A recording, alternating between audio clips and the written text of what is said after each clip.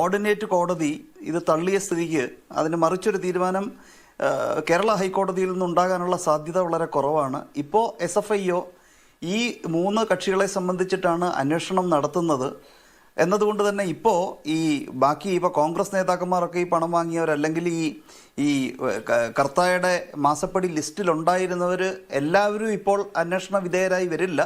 പക്ഷേ ഒരിക്കൽ SFIO 447 ഇട്ട് രജിസ്റ്റർ ചെയ്ത് കേസ് തുടങ്ങിക്കഴിഞ്ഞാൽ പിന്നെ അത് പ്രെഡിക്കേറ്റ് ഒഫൻസായി ED വരും. അതുകൊണ്ട് തന്നെ ED തുറന്നിടുന്ന ജനാലയിലൂടെ എല്ലാവരിലേക്കും അന്വേഷണം നീളാനുള്ള സാധ്യതയാണ് വരുന്നത്. അവരിതുവരെ 447 ഇട്ടിട്ടില്ല. ഒരിക്കൽ അവരിത് ഇടുകയാണ് എന്നുണ്ടെങ്കിൽ അത് ED വന്നു കഴിഞ്ഞാൽ പിന്നെ മണി ലോണ്ടറിങ് അല്ലേ, ഈ പണത്തിൻ്റെ ട്രെയിൽ പിടിച്ച് എവിടെയൊക്കെ പോയി. കർത്തായിക്കെതിരെയാണ് ഇടാൻ ഈക്വലി സാധ്യതയുള്ളത്. കർത്തായിക്കെതിരെ അത് ഇട്ട് കഴിഞ്ഞാൽ ഈ പണം എങ്ങോട്ടൊക്കെ പോയി 135-ൻ്റെയും വേരന്വേഷിച്ച് അവരൊരു പോക്ക് പോകും. അന്നേരമാണ് ഇടതും വലതും മധ്യത്തിലും ഒക്കെ ഇരിക്കുന്ന പലരും അവരുടെയൊക്കെ ബുദ്ധിമുട്ടുണ്ടാകാൻ പോകുന്നത്. ഇപ്പോൾ ഇവരിപ്പോൾ ഹൈക്കോടതിയിൽ, കർണാടക ഹൈക്കോടതിയിൽ വീണ വിജയൻ പോയതോടുകൂടി പൊളിറ്റിക്കൽ ഡിഫൻസ് കഴിഞ്ഞു. ഇനിയിപ്പം വേട്ട രാഷ്ട്രീയ വേട്ട അല്ല എന്നുണ്ടെങ്കിൽ അറസ്റ്റിൻ്റെ സാഹചര്യം വരികയാണെങ്കിൽ ആ നിമിഷം വരെയും രാഷ്ട്രീയ വേട്ട എന്ന് പറയാമായിരുന്നു. ഇപ്പോൾ അത് കഴിഞ്ഞല്ലോ, അത് കഴിഞ്ഞു. പിന്നെ ഗോവിന്ദൻ മാഷ് പറഞ്ഞ കണ്ടംപൂട്ടൽ ഹൈപ്പോത്തിസിസ്, അത് അദ്ദേഹത്തിന് ഒരു പക്ഷേ എല്ലാ ബഹുമാനവും വെച്ചുകൊണ്ട് തന്നെ അദ്ദേഹത്തിന് ഇതിൻ്റെ ട്രാൻസാക്ഷൻസിൻ്റെ കോംപ്ലിക്കേഷൻ ഒന്നും മനസ്സിലായില്ല.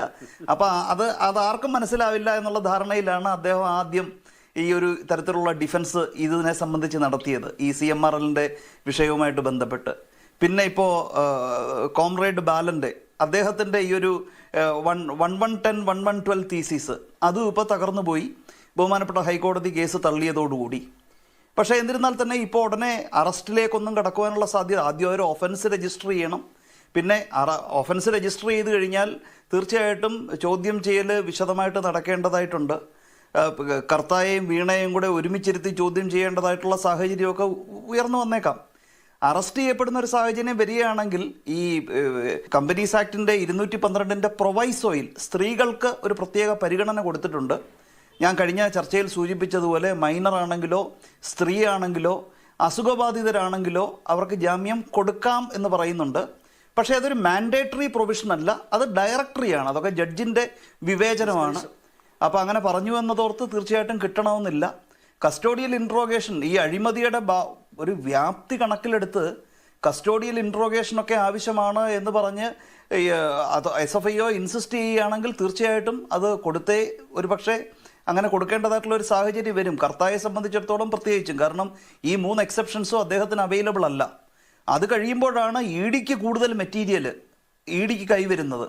അപ്പം നാം പ്രതീക്ഷിക്കാത്ത അല്ലെങ്കിൽ തീർച്ചയായിട്ടും അത് അഡ്വാൻസ് ചെയ്യേണ്ടതായിട്ടുള്ള ഒരു തലത്തിലേക്ക് ഈ അന്വേഷണം വ്യാപിച്ചു പോകുവാനുള്ള സാധ്യതയാണ് ഇപ്പോൾ തെളിഞ്ഞു കാണുന്നത്. സാധാരണ ജനങ്ങളെ സംബന്ധിച്ചിടത്തോളം ഈ തൊഴിലാളി വർഗ പുരോഗമനം എന്ന് പറയുന്ന മഹത്തായ ഒരു ആശയത്തെ വിശ്വസിച്ച് ഇങ്ങനെ വലിയൊരു രാഷ്ട്രീയ പാർട്ടിയുടെ കൂടെ ദൃഢമായി നിൽക്കുന്ന വ്യക്തികളെ സംബന്ധിച്ചിടത്തോളം അവർക്ക് ഈ വ്യവസ്ഥയിലുള്ള പ്രതീക്ഷയാണ് ഇതുവഴി നഷ്ടപ്പെടുന്നത്. ഗോവിന്ദൻ മാസ്റ്റർ വൈരുദ്ധ്യാത്മക ഭൗതികവാദം കേരളത്തിൽ നടപ്പാവില്ല എന്ന് പറയുന്നതിൻ്റെ ഗുട്ടൻസ് ഇതായിരുന്നു. ഇങ്ങനൊരു വൈകിയ വേളയിലാണ് ഒരു എൻറ്റയർ രാഷ്ട്രീയ സംഘടന ഇങ്ങനെ ഒരു അഴിമതിക്ക് മറപിടിക്കുവാൻ വേണ്ടി ഇറങ്ങി നിൽക്കുക എന്ന് പറയുന്നത് ഒരു വലിയൊരു അവസ്ഥാവിശേഷമല്ലേ? വലിയൊരു political organisation, call A spade. അഴിമതി ഉണ്ടായിട്ടുണ്ടെങ്കിൽ അത് അഴിമതി നടന്നിട്ടുണ്ട്, അവർക്കെതിരെ നടപടിയെടുക്കുക.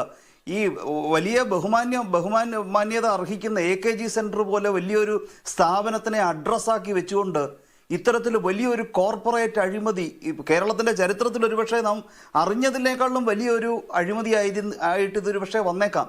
ഇത്ര വലിയൊരു അഴിമതി നടന്നിട്ട് പൊളിറ്റിക്കൽ ഓർഗനൈസേഷൻ ഉൾപ്പെടെ ഡിഫെൻഡ് ചെയ്യാൻ ഇറങ്ങി വരിക, ഇത്തരത്തിൽ കർണാടക ഹൈക്കോടതി ഈ ഹർജി തള്ളുക, സാധാരണക്കാരെ സംബന്ധിച്ചിടത്തോളം തീർച്ചയായിട്ടും നിയമവ്യവസ്ഥയെ മാത്രം നോക്കി നിൽക്കുന്നവർക്ക് പ്രതീക്ഷ നൽകുമെങ്കിലും ഇതിനെ ഈ പാർട്ടിയെ വിശ്വസിച്ച് നിൽക്കുന്ന സാധാരണക്കാരുണ്ട്. തൊഴിലാളി വർഗ പുരോഗമനം, അവരുടെ ഉന്നമനമൊക്കെ ലക്ഷ്യമാക്കി എല്ലാവർക്കും ശാക്തീകരണമെന്നുള്ള ആ ഒരു ചിന്ത മനസ്സിലുറപ്പിച്ചുകൊണ്ട് ഇതിൻ്റെ കൂടെ നിൽക്കുന്ന സാധാരണക്കാർ